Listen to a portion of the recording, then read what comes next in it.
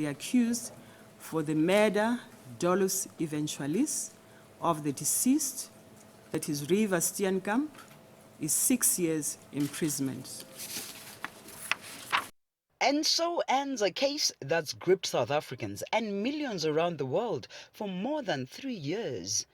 Judge Thokozile Masipa, who initially convicted Oscar Pistorius of culpable homicide, says she believes he's sorry for what he did. It is my view that it must be one of the most difficult things for any accused to have to face the victims of his crime and to apologize. It is highly improbable, therefore, that the accused would persist in his request to meet the parents of the deceased and ask for forgiveness if he was not genuinely remorseful.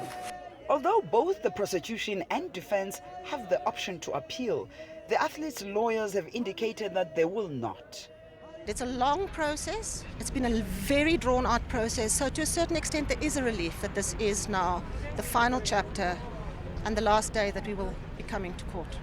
They accept the sentence, that they have no plans to appeal. Pistorius was immediately taken back to prison to serve his sentence at this Kgosi Mampuru Correctional Services. Legal experts believe that he's likely going to spend only half of the sentence.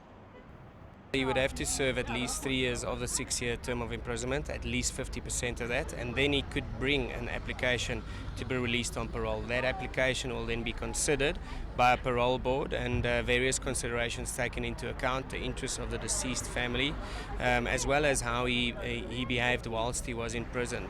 The minimum sentence for murder in South Africa is 15 years. The prosecution has yet to indicate whether or not it plans to launch an appeal.